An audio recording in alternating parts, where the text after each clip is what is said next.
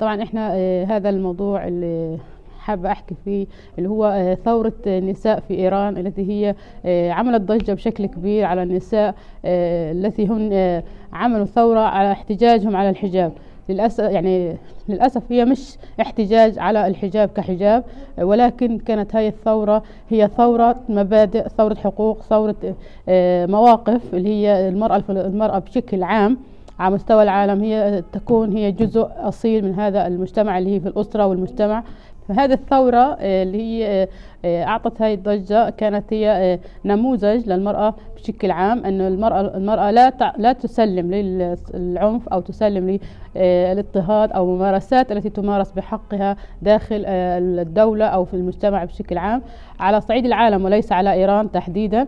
فالمرأة بشكل عام هي مضطهدة على أساس أنه المرأة هي ناقصة عقل ودين، المرأة ضمن ضلع أعوج، مصطلحات أو تصدر بحق المرأة. فكانت في إيران المرأة قبل الثورة كانت هي أصلا يعني في حرية في اللبس، في حرية بالاختيارات بحياة، ولكن ما كانت ماخذة حقها كمرأة. كانت هي في الفترة اللي ما قبل الثورة أيضا كانت تقمع لا تشارك بالحياة السياسية.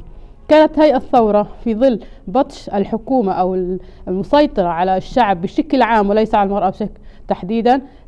هاي الثورة قلبت الطاولة على الحكام، فأعطت دفعة للجميع أن ينتفض بأن ينتزع حقوقه سواء اجتماعية أو سياسية. فهاي الثورة التي انتزعت منها المرأة حقها في رفع سن الزواج، إعطاء كرامة للمرأة، قصص الطلاق التي كانت تنتهك داخل إيران. هاي الثورة كانت هي مزلزل لوضع المرأة بشكل عام، وضع اقتصادي، وضع سياسي، وضع اجتماعي بقضايا تخص المرأة. فهاي الثورة كانت لا مش كما هو متعارف أو رأى لها العالم أجمع عبر وسائل الإعلام أنها نساء تتمرد على الحجاب. الثورة كانت أكبر من حجاب، الثورة كانت هي على قضايا مطلبية، قضايا خاصة بالمرأة كحقوقها على صعيد الطلاق، على صعيد سن الزواج، على صعيد القضايا اللي خاصة بالمرأة. دافع من أجل تغيير حكم مستبد بحق المرأة، وليس ثورة من أجل التمرد على العقائد ولا الدين الإسلامي ولا الحجاب، ولكن التمرد كان على أساس خلق حياة كريمة للمرأة من خلال الحياة التي تتطلبها حسب تقرير مصير. فكانت هاي الممارسات من قبل الحكومة للنساء في إيران كما شاهدناها على وسائل التواصل من قتل، من ضرب، من ممارسات جمة بحق المرأة. فنحن ضد هاي الممارسات التي هي تنتهك المرأة بشكل عام سواء في إيران أو في العالم أجمع. فالمرأة هي المرأة، لها حرمتها ولها احترامها، فعلى الحكومة أن تحترم قرار المرأة. فاللبس لا يعني أن من تلبس الحجاب هي متدينة، ولا التي تلبس لبس متحرر هي ساقطة أخلاقيا. اللبس ليس مقياس، ولكن العقائد هي ثابتة، ونحن كان نولد على الفطرة مسلمين.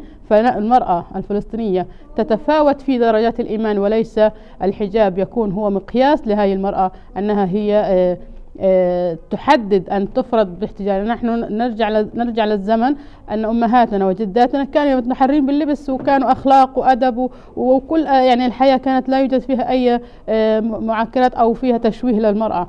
فهاي الفترة أيضا نفس النظام، المرأة من حقها تختار اللبس التي يتناسب معها وتختار ما ترآه مناسب، ولا يعني أنها تتحرر بالحجاب أنها لا تمس للدين. نستنكر أحداث العنف والانتهاكات القائمة بحق النساء الإيرانيات، ونعتبر أن النساء الإيرانيات هم جزء أصيل من نساء هذه المعمورة، ولهم دور كبير وطليعي في حركة النضال، كما للمرأة الفلسطينية دور طليعي في حركة النضال ضد الاحتلال. لذلك من المهم وفي ظل تطور العصور وتطور أداء المرأة ودورها الطليعي في مشوار الكفاح وفي كل المستويات. من المهم أن يكون هناك اعتبار للحريات العامة وإطلاق العنان لحرية المرأة والمساواة بينها وبين الرجل، وإذا كنا لم نستطيع الحصول على المساواة فيجب أن نحصل على العدل، لأنه في العدل سنجد المساواة. المرأة تستحق منا، وخاصة المرأة الإيرانية تستحق منا أن نحترم وجودها وآدميتها ونحترم قرارها ونحترم آرائها، وليس ومن المعيب ويندى له الجبين ما يحدث في إيران ضد المرأة الإيرانية الذي قدمت وناضلت ولها دور طليعي في بناء المجتمع الإيراني.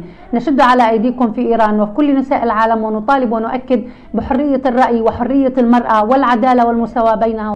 يعني كمرأة فلسطينية مرأة تعمل بمجال اتحاد لجان العمل النسائي بالمدافع عن حقوق النساء والمطالبة بحقوقهن، نحن مع الثورة النسائية التي قامت بإيران في إطار تصديهن ومطالبتهن لحقوقهن وتصديهن للحكومة الإيرانية بكل ما فرض عليهن من قوانين مجحفة بحقهن وفرض قوانينهن وتلبي الحكومة ما بعد ذلك لهذه المطالب النسائية العادلة بحقهن، وهي حق المرأة أن تكون لديها حرية شخصية، حقها تلبس ما تراه مناسب لها، حقها أن تعتنق الجانب السياسي التي تعمل داخله. فهذه الحقوق كلها من حقوق المرأة يجب أخذها في إطار الحكومة والدفاع الحكومة عن مطالب النساء، لأن هذه المطالب هي مطالب مشروعة بحق للنساء خاصة. فحق المرأة أن يكون في قوانين ترفع من شأنها وتحميها داخل البقعة الجغرافية التي تعيش فيها أو الوطن الذي تعيش فيه.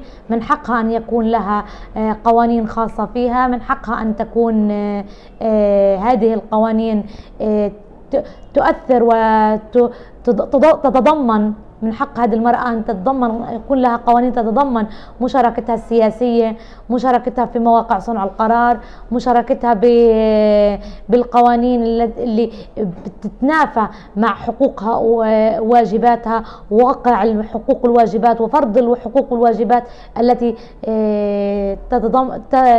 ترتقي بواقع المرأة وترتقي بدور المرأة المناضلة، المرأة اللي بكل مكان هي فعلا النبراس والشعلة. أيضا ربطا بهذا الموعد مناهضة العنف ضد النساء، فنحن ندعم النساء بإيران بهذا اليوم العالمي الذي يحد من مناهضة العنف ويحد من العنف ضد النساء، وهذا العنف المرتكب ضد النساء في إيران وثورتهن ضد كل الجرائم المرتكبة بحقهن من قتل وتعذيب وهذا وإقرار قوانين مجحفة بحقهن. ثورتهن جاءت لترفع راية الحق للنساء في إيران وتثبت حق النساء بالمشاركة السياسية ووضع قوانين فعلا قوانين ترفع من شأن المرأة داخل المجتمع الإيراني.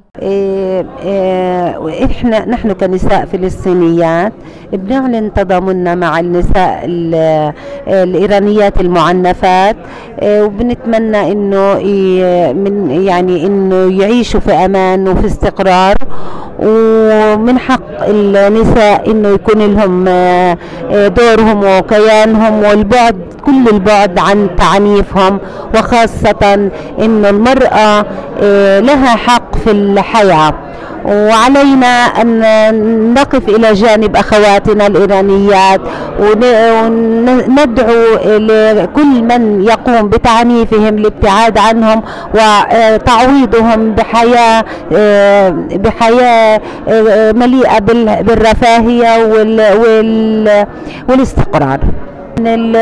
لبس الحجاب ما له علاقة في قتل النساء ولا له علاقة في ضربهم أو إهانتهم، بالعكس يعطوهم الحرية، مع إني أنا مع لبس الحجاب ومع الأخوات المتدينات والملتزمات، لكن هذا اللي بيعاقب عليه ربنا مش اللي بيعاقب عليه الإنسان. بتمنى إنه يكونوا على مستوى من الوعي الديني والوعظ، ماشية في طريق سليم، عليها أن تعيش حياة سعيدة وحياة مبنية على الأمان